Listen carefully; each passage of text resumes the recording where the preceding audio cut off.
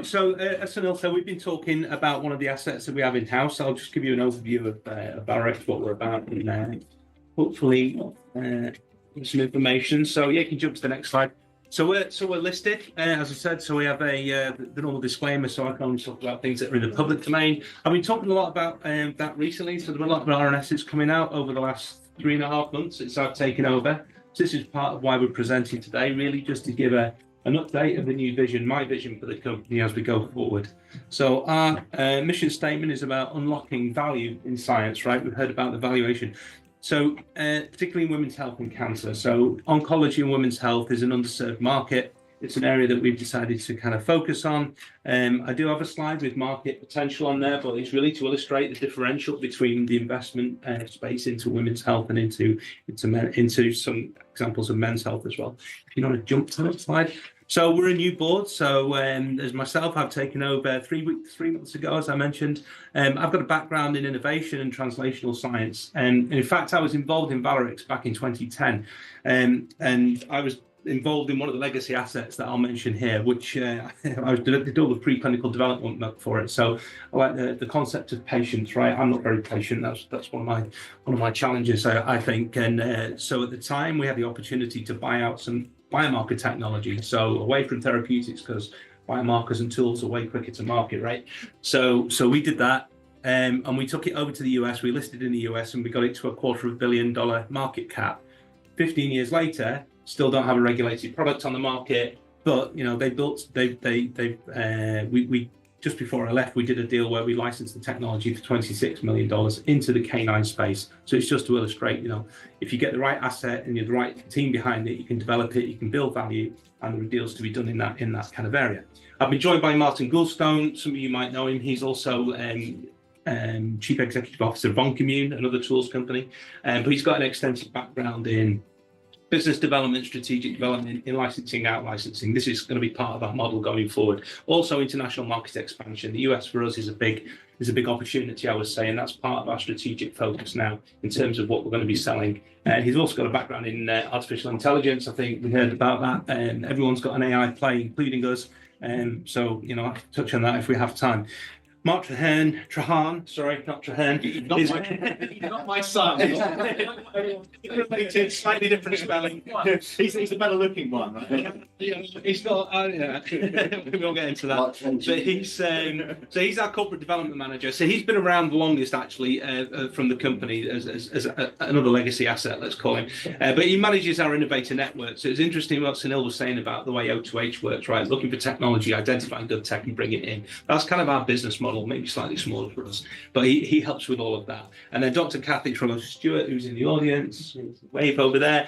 So Kathy's our Chief Scientific Officer. She's got a wealth of experience in taking candidates forward in the preclinical and through into the clinic, and in academia and all the way through into big pharma. So her kind of guidance and understanding of that process is invaluable for us going forward. To the next slide. So as I said, the vision now for me, and it's all about speed and accelerating time to market. So it's about taking technology and accelerating the translational research pathway into clinical candidates. So we're at that really early phase of development. That's our kind of sweet spot. And our mission is to identify and progress better, higher quality assets. And that will come into the kind of the relationship that we've been building with O2H and some of their investees. The better the asset we can get, the faster we can take it forward and actually get to an exit and generate some returns, which the idea is we'll feed that back into the earlier stage of the pipeline. Next slide.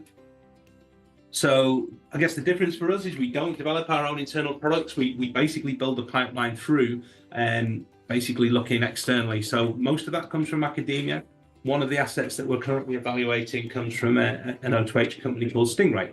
So we basically look and we do these evaluation programs at the early phase. So we'll take, say, a year, maybe 100K or so we'll invest into that asset just to get an understanding around it. If we like it, we then in-license it. So, and I've got an example of where we've done that. And then the idea is to take those through to kind of a pre-IND sort of stage now, just ready, clinic ready. And then look to either partner or license them and to achieve an exit. And we have 2 examples of where we've done that. So we have our legacy assets, as I mentioned, Val 201 and Val 401. Val 401 is a repurposed or formulated and repurposed risperidone formulation, and VAL201 is a prostate cancer peptide. Both are subject to ongoing licensing discussions at the moment. But I'm really keen on looking at other areas now beyond Europe, beyond the UK, into the US and Canada. And some of the key assets that we're looking at the moment are basically coming from those areas. Okay, next slide. So the main asset that we've got in-house at the moment is this CLX-001. It's a membrane-lytic peptide.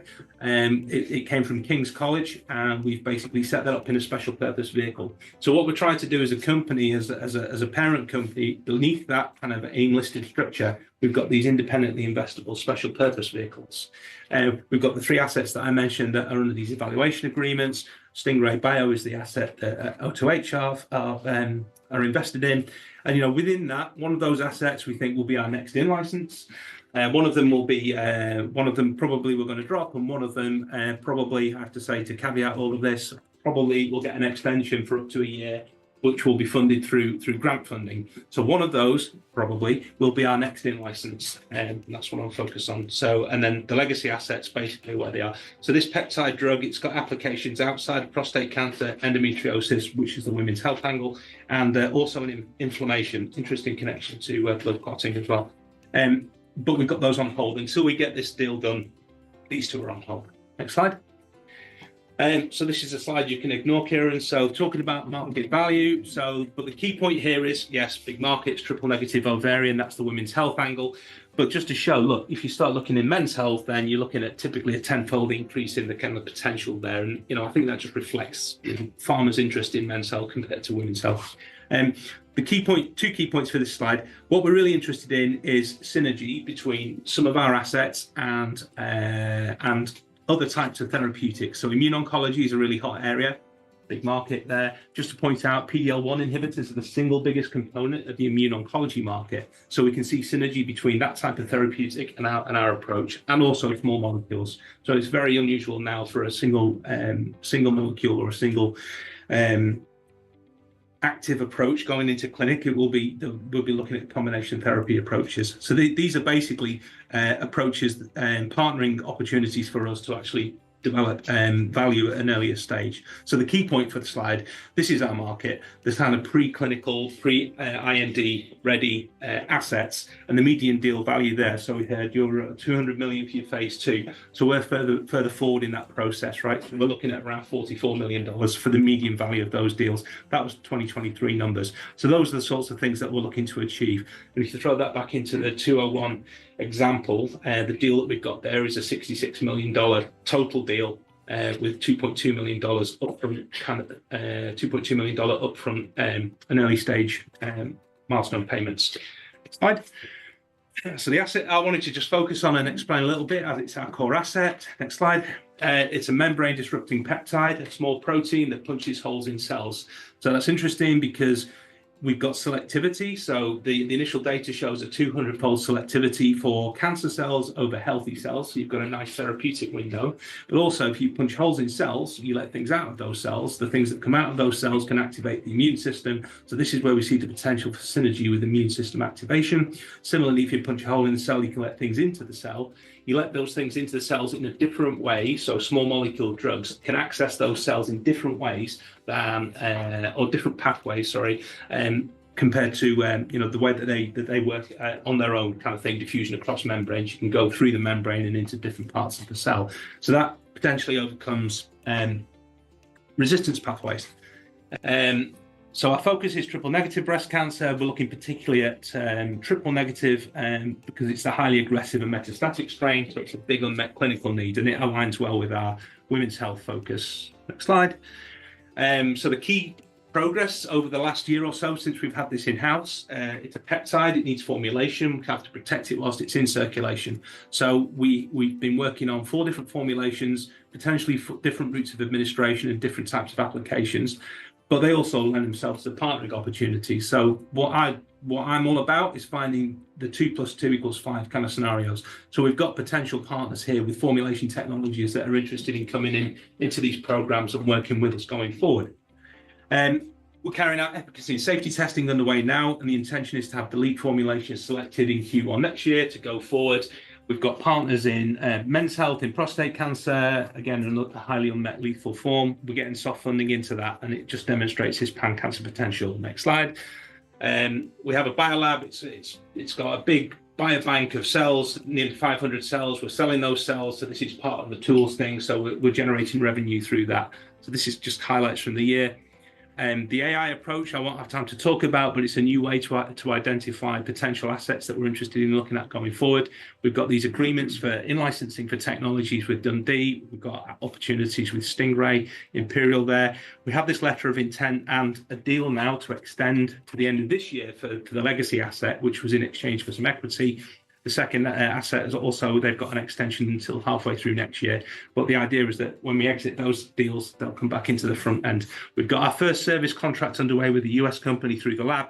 We've got our first external sale of cells now, which is generating revenue and placing a valuation on the biobank, which I think underpins the actual valuation of the company as a whole, estimating that at around £4 or £5 million. And we've got multiple commercial agreements in place to generate revenue to support us going forward. Next slide. Yeah, you can jump forward to this one, it's fine. This is just the news flow, right? So we'll get these two deals. We'll be hoping to conclude those in the next year. We've got additional evaluations, decision points on the current evaluation, including Stingray. The formulation work will be done, and we'll be publishing that. And then we've got additional customers. So the idea is to get that back to break even by H1 next year, ideally Q1, and then that'll become just cash generative. Next slide, last slide. No, yes, last slide. I can just say on behalf of all the biotech industry who want to go public, which is probably a lot of the portfolio at some point, we wish you really the very best on It's tough, right? It is tough, but it's gig on aim, and we wish you, like, we need to make the market. So that's part of having the revenue generation piece as well. Yeah. So just take that, kind of. And everyone here would want to support what you're doing. Thank you. Exactly. Just a quick question on the business model. Because obviously, is it because on AIM you've got all these SPVs? Because if you're going to license, you could get cash coming back into the mothership. So it's tax efficient to be able to do it that way. It's not because you want to do an M&A transaction. Well, also that as well. So all those options are there, right? Absolutely. And if you're on AIM, if you actually sell the company and you get a capital gain, is that better but tax-wise because you're not then if you sell the SPV and the shares return back into the main company, that's way more tax efficient than doing it that way. So that's why that structure. The reason I ask is because with F-Star, they sort of had a but they then hoovered them all back up to float, and I just wondered why you've done it the other way around. Is it purely driven by tax? It's not just purely driven by that, because, for example, the cytolytics asset, we've got co-investors from King's College and some of the original. Okay. So it lends itself it to allows that you to a have a little more flexible shareholder base in Exactly, the SPVs than you can in the mothership. I'm going to call it there because we need to have a drink.